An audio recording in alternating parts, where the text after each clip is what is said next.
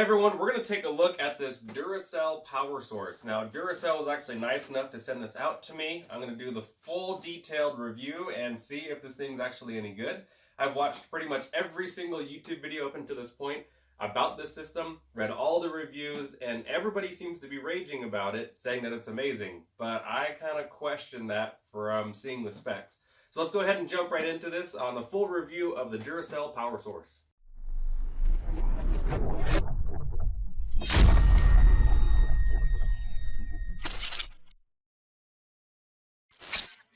So I have watched pretty much to date every single video on YouTube that has come out about this, as well as read pretty much every single article that has been written about it, and they all praise it as being an amazing unit for the price. I mean, that's like the caption, amazing unit for the price. And so I've been really wanting to delve into this, and again, I do want to thank Duracell for sending this out. They sent this out to me for free, just for an honest review. I am not sponsored, I'm not paid, I'm not asked to say anything. This is just my honest review. And honestly, I'm going to tell you right off the bat, I am not impressed with this so far. But let me explain why. And normally I go over all the specs. I'm just going to put all the specs right over here on the side so you can read them for yourself.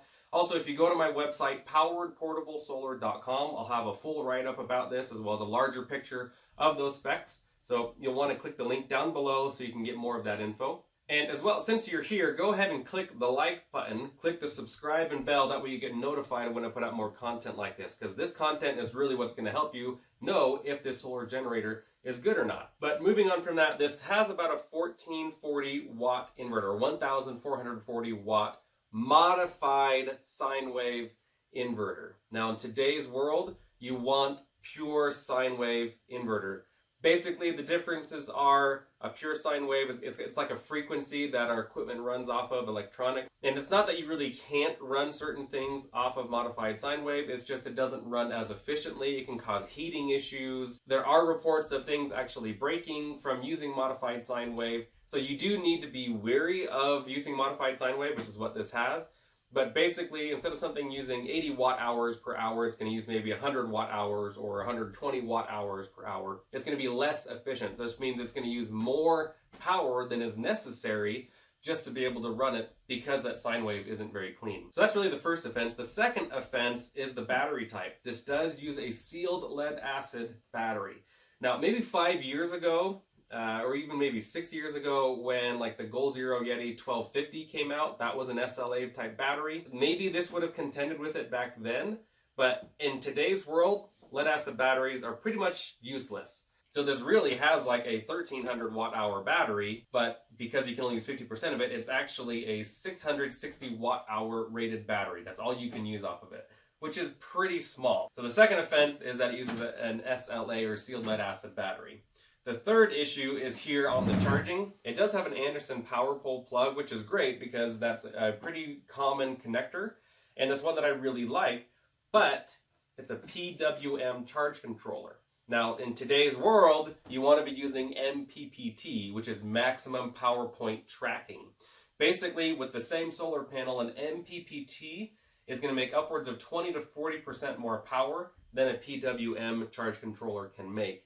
So again, third offense, not sure why they had to go with PWM. Maybe it was just because they're trying to keep everything really affordable on here. And I'll get to that right here in a minute. The affordability is great, but the specs are kind of poor. In the past, I've really ragged on the Patriot for being the worst system out there. And this one might be giving it kind of that contender spot for lowest. And again, I feel really bad for saying all this because Duracell sent this out to me. They're very, very nice. They're good people there. But it is what it is, you know. So far, I'm really not impressed. It does have this cool compartment on top. And I got this wall charger that doesn't require a big box adapter on it. So that's really nice. I do like that.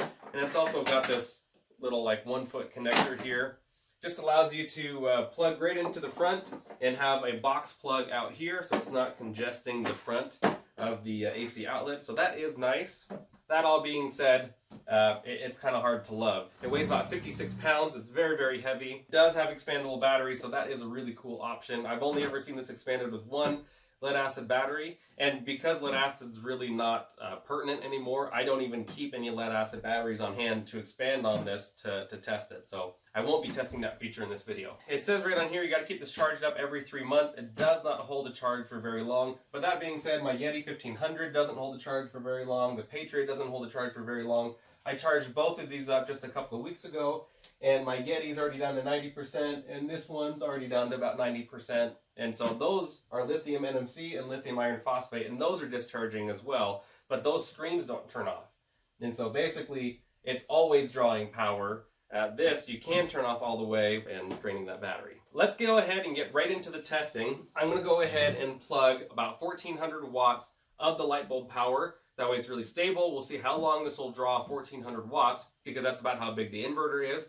But because a 660 watt hour battery is going to be working about more than twice as hard, it's going to have like a 2.1 or 2.2 C rate. A C rate is basically if a 100 watt hour battery is discharged at 100 watts, it should last about an hour in theory if it's pure DC power. Basically a C rate is how fast you're discharging it. So I want to do about a 2.2, 2.1 C rate on this, and that's going to be a very, very heavy load. So I just want to see if it can do that, and then we'll probably drop it down to about a 700 watt load, after recharging this, and try that again just to see how it does at about a 1 C rate discharge. So let's go ahead and get into that testing right here.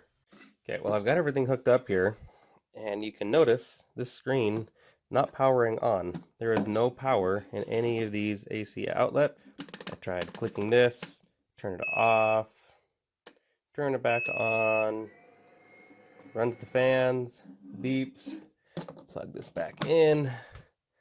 There is nothing here. I just called their customer service, and it would just go to voicemail. And then I called a guy who I actually have their direct number, got a hold of him. Unfortunately, he didn't know the answer. He's not the technical guy, so that's okay, but he's having to make a few phone calls to see. But these outlets are not working at all. They're not doing anything. So as it turns out, this unit is broken. For some reason, when I called the customer service, I could not get a hold of anybody, but I did have a contact at Duracell, and so if you hear that beep, they were saying that that means that there's something wrong. They couldn't diagnose it over the phone, so they sent another one. So we're going to go ahead and turn this one off. Put it down here. Open this one up and see what state of charge it's at and go from there. Moment of truth, I've not turned this on. And it beeps just like the other one. You can hear the inverter click on.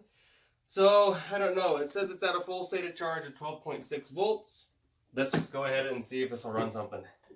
I put this little splitter on here just so it brings it out further so I can get my kilowatt meter in.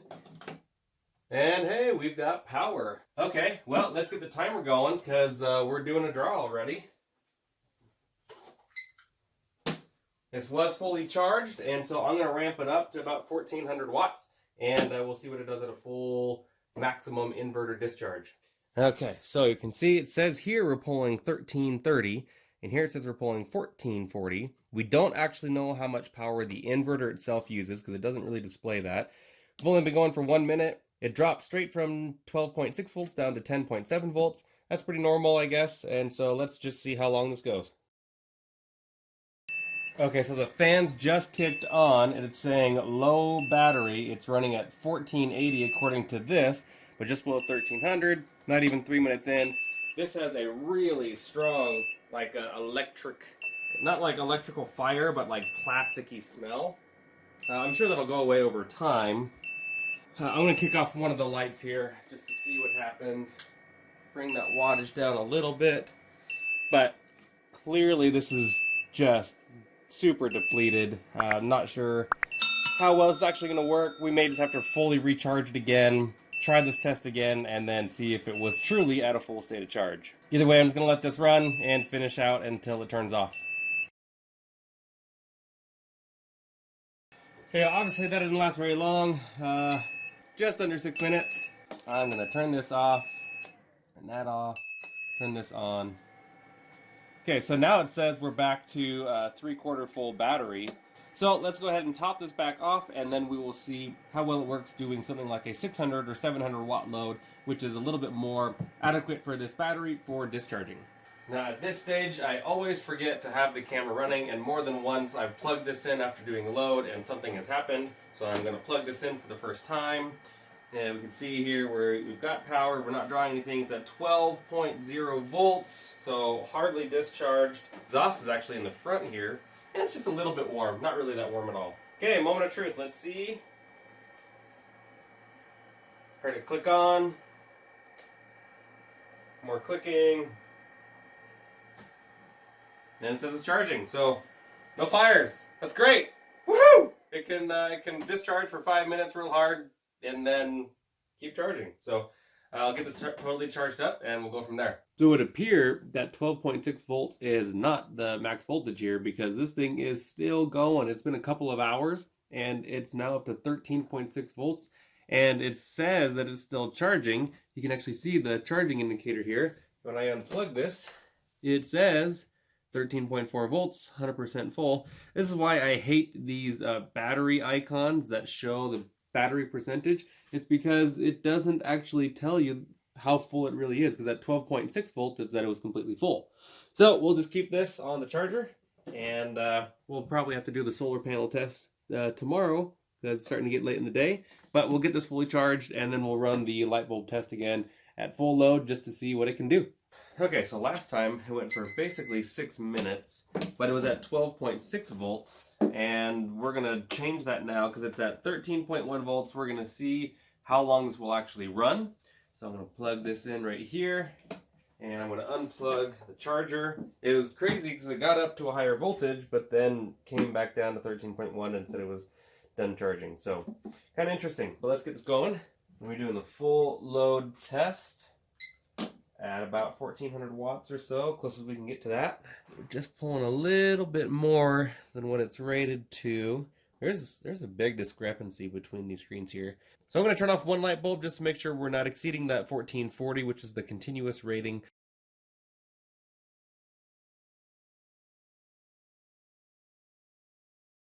Okay, it's almost 9 minutes in. We're getting this low voltage issue again. You can see once again there's a huge discrepancy, 230 watts difference between the kilowatt, what the output is here, and what it's showing here. The fan does use quite a bit of power, which is really surprising. Okay, it just kicked off. 10.5 minutes. Go ahead and get this turned off. Let it keep running the fan here and cool off. Okay, so about 10.5 minutes at a full capacity draw. Now it's really not that surprising since this only has a 660 watt-hour battery and we're pulling more than twice that, so we're about a 2.2 C rate. Now I did talk to them about the life cycles because there is no information online about the life cycles, and they're saying that the life cycles are about 300. However, I have read elsewhere that SLA batteries or sealed lead acid are anywhere from 50 to 100 cycles. And doing a discharge like this is definitely going to use a full cycle, if not more. And so this doesn't last very long doing loads like that. So what I want to do now is I want to charge this back up, and then we're going to do a much lighter load, more like 600 to 700 watts, just like I talked about before. So in the meantime, we'll let this cool off, get it charged up, and we'll check back when it's ready for that next test. Okay, we are all fully charged up. It just went from 13.1 down to 13.0 just by turning it on. Just as a point of interest, it's not a deal breaker by any means.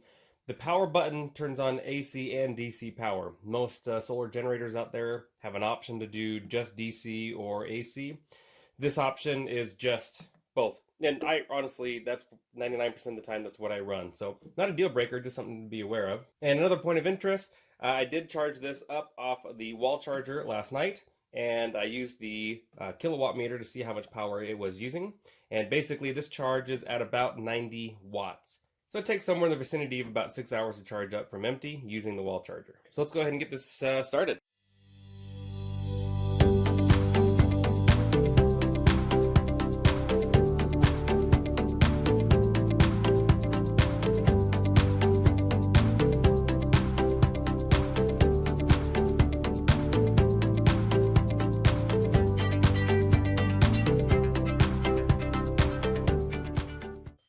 About 36 minutes or so. Get that turned off so it's not so annoying. That's the craziest thing is we did about a 1C drain, which means it's got a 660 watt-hour battery. We were close to that 660 watt draw, and it says we have 75% battery life. So Definitely some big issues because this meter is definitely based on voltage, and voltage fluctuates quite a bit based on the load and what's actually going on with this. So even though this is fully used, it's saying it's at 75%. So generally speaking, I don't like meters that are based off the voltage. They should really be off the amp hours because that's the real total capacity that's in the battery. Now we get to go test this off the solar panels, see how well it charges. Now, one thing that's a little bit interesting about this unit, you can see right here, it says 100 watt panel max, 15 amp receptacle fuse inside. So this actually has a removable face, and the fuse is right here. You can actually swap that out. So it's nice. We've got a simple Anderson connector, and this just clips right on. So if for some reason you go over that 15 amps, it's got that safety in there. We're not going to be exceeding 15 amps. We're going to be putting on one 100 watt solar panel. So let's take this outside and let's see how well it does charging up in the sun. This thing is quite cumbersome. Okay, I've got my 100 watt panel outside. I've got my handy dandy watt meter. Now, interestingly enough, this did not come with a Anderson to MC4 any kind of adapter. So I pretty much get to do this on my own. Let's see how this works. Immediately it says we're getting 91 watts. So that's just like a normal PWM charge controller. It immediately starts giving power, whereas an MPPT has to kind of boot up. But I'm getting 87 watts right now. But it specifically says to not go over 15 amps. So let's see what happens when I put a second 100 watt panel on it. Okay, so you can see I just got two rigid 100 watt panels right there outside of my front porch. And the wires come all the way into here. Now, clearly it says 100 watt panel max, exclamation point. I am doing what they say not to do, so I would not recommend this. I don't know what's going to happen. Letting in the same amount of power though. So that would mean it is a 100 watt limited charge controller. So even though I'm not exceeding 15 amps, you can see I'm only at 6.78 amps. I'm not anywhere near that 15 amps, but it doesn't let more in than the 100 watts. And so 87 watts is the best it's going to get right now. Well, now you've been able to see how well it discharges at a large amount of discharge, how well it discharges at a kind of average rate of discharge. And really, with that test, it's pretty apparent that this is not a unit I can recommend. If we do the math real quick, now knowing how well the solar panels perform, we know that on a perfectly clear day where it's still cool temperature, that this charge controller is only going to let in anywhere from 87 to 90 watts of power max. So if we do some quick, simple math, we know that on average, a typical refrigerator will use about 80 watt hours per hour. What that means is that it's going to be using more than 80 watts when it's running. It can be anywhere from 250 to 450 watts. It varies greatly. But on average, I have seen that over the course of an hour, it will actually consume about 80 watt hours. So with that, we know we can get about 6 to 8 hours runtime just off this battery. But how well will that perform when the solar panel's on as well? So for simple math, let's say that the solar panel is making 90 watts. And that means in the course of an hour, it will have added 90 watt hours to the battery. But if the refrigerator is consuming 80 watt hours, then that means there's only going to be a surplus of 10 watt hours per hour. So basically, if this battery is near empty and I need to add 660 watt hours to it, and I'm only adding 10 watt hours per hour, it would take me 66 hours of non-stop charging to get that to work. And that's obviously not going to happen because you're going to get 5 solar peak hours every day. So that means for an emergency, this literally will not keep the fridge running. Now, if it's a short-term power outage, yeah, it's going to work for running your fridge for 6 to 8 hours. But in the end, that's not long enough. So unfortunately, this is not one that I can recommend, and I feel bad because Duracell sent this out to me for free. It's an honest review. If it's good, it's good. If it's bad, it's bad. This one's bad. This is not one that I can recommend. It actually is worse than the Patriot. And the Patriot, for the longest time, has been the bottom pick of all the solar generators out there. I'm sorry to say that. I know that sounds mean, but that's the truth of it. So what I would like to see is them come out with a lithium option. Even if it had a similar size inverter and even the same weight, if they had lithium batteries in there, it would be a huge battery. And that would make it a lot more usable. And then the second part being better solar input. So I appreciate you guys tuning in. Hopefully you found it helpful. Hopefully you'll give me a thumbs up because this took a lot of work, and I really appreciate you guys giving me that kind of feedback. Leave some comments below. Is this something that you would use, or maybe some of you have this unit and have had some different experiences? Let us know down in the comments. The comments is a wealth of information down there. But the biggest thing of all, after smashing that like button, is click the subscribe button. Most people that watch my videos are not subscribed. If you're finding this information helpful, go ahead and click the subscribe button, click the bell, that way you get notified of when I put out more content like this. I truly appreciate you staying with me to the end of this video. Hopefully it was very helpful to you, and don't go buy this. Sorry, but it's just not a good one. So I appreciate you guys watching, and we'll see you all next time.